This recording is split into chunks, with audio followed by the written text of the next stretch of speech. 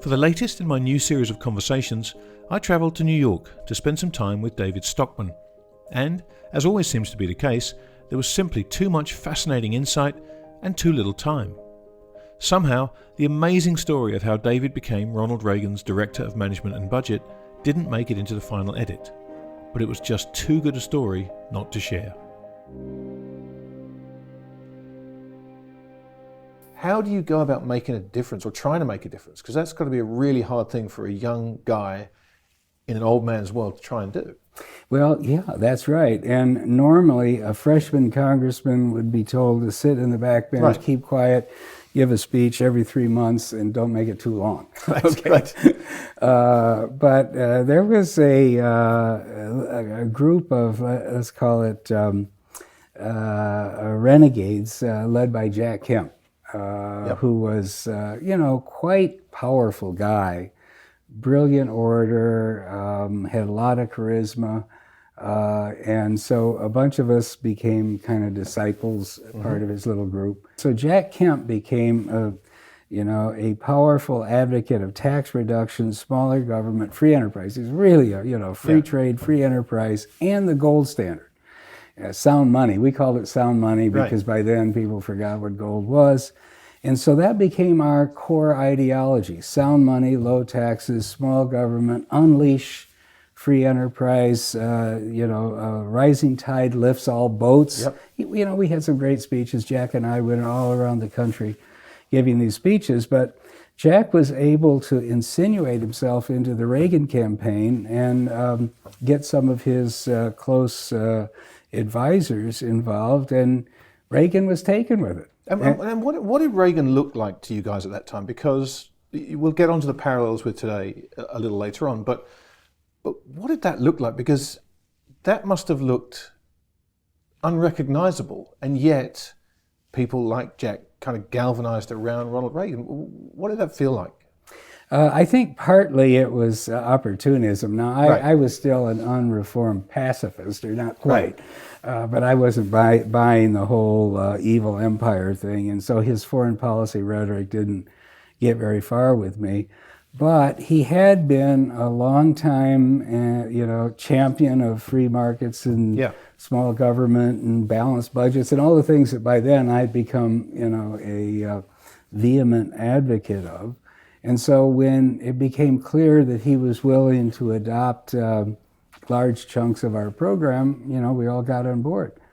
But it was the summer of 1980, spring and summer of 1980. And it really was that late when he kind of again came out of nowhere, really. Right. Well, no one expected that he would win the primaries, and then one by one, John Connally raised all the money, remember, and he got one vote. He raised like $70 million and got one delegate, and everybody. And then, of course, the next expectation was that George Bush Sr., who was the Eastern establishment favorite, if you want to use that, would get it, and Reagan beat him in a couple of primaries, and the rest was history. Yeah. And then everything really got reorganized around Reagan, and this Jack Kemp crowd of young Turks, which then scared the hell out of the Republican establishment on Capitol Hill. Howard Baker, who was the Senate Republican leader, Bob Michel in the House, and Bob Dole, Senator Domenici, and all these guys. And so the interesting opportunity I had in life at that point was try to become a bridge between what I call the College of Cardinals, these senior Republicans who hadn't lost the old-time religion, and frankly, that was okay. By that I mean, fiscal rectitude, all that. And the young Turks that wanted to shake things up.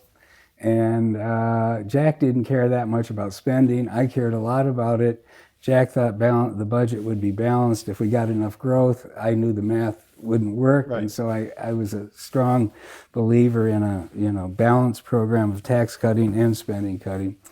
And that's how I got into the job as director of OMB. Well, so take us behind the scenes of that as well, because that's That's an extraordinarily powerful position for a young man. Yeah. The way it happened was that Reagan needed to be prepared for the presidential debates. Yeah. And because they couldn't agree, remember John Anderson ran as an independent, he was my former boss. They couldn't agree on a format, so there were separate debates. And the first one was with John Anderson. September 1980. By then, Jim Baker, who was running the campaign, you know, Reagan, to his credit, adopted the whole Bush team, who knew what they were doing. His California people had no idea, okay? Baker knew that John Anderson was the #1 most fluent, articulate, and brilliant debater in the House, and that he was going to make mincemeat out of Ronald Reagan if they weren't careful. So they took Reagan off the campaign trail for a whole week, set up a mock studio, got a bunch of journalists like George Will and others to be the panel, microphones, lights, the whole bit. They needed someone to be John Anderson, and they drafted me. Natural choice, yeah. So I spent a week, pummeling Ronald Reagan. It was great fun, you know. I was just a kid from Michigan, and here's this famous guy. I got to beat up on him, show him how stupid he was and all that. But by the end of the week, you know, he was a real actor. And every time they felt he was being, hit too hard, they would say, here's a better way to phrase it. It stuck. It stuck. And by the end of the week, he was doing pretty well. I mean, it started scary. Right. Okay. So then the debate came, and the expectations for Ronald Reagan were exceedingly low because official Washington, and the mainstream press knew what a brilliant debater Anderson was. And since they came out in kind of a tie, believe it or not, Reagan won the debate because he far exceeded expectations.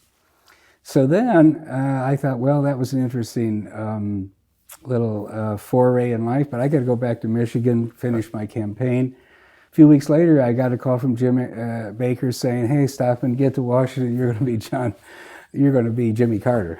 Right. Because Reagan, turns out, was fairly superstitious, and he thought since it worked out so well, first time. So then I spent a week again in this mock studio with, like 3 debates a day as Jimmy Carter. So, and then, of course, he won the election. I think there's no doubt about it. Historians probably now agree. In the Cleveland debate, when he famously said, and this line he practiced on me all week, "There you go again, Mr. President." And that was there's a lot more to it than that, obviously, but that was kind of crystallized. That was the moment. That crystallized. So after the election, he called, I think he was just making his round of calls to thank people who had played some kind of role. And he said, "By the way, a lot of the fellows think a really sharp young guy like you would really be an asset to the administration. Would you like to be in the cabinet?" I said, "Oh, yeah." Yeah, right. Yeah. And he said, "Well, we were thinking of Secretary of the Energy. I know you've really, and I had been. I was a big advocate of natural gas deregulation and some other things." And I said, "Well, I might be interested, but actually what I'd love to do is be director of OMB." See, that's a ballsy thing for a young man. What was the chance of a lifetime to say? I was like 33. Yeah. And he said, the better part of it was, he said, "Well, I'm not sure what that job is."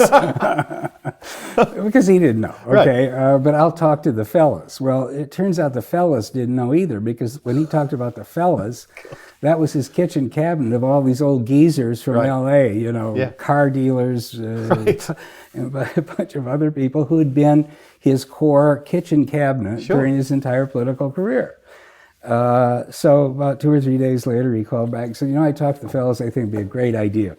You're going to be director of OMB." I said, "Okay, when do we start?" He said, "Tomorrow."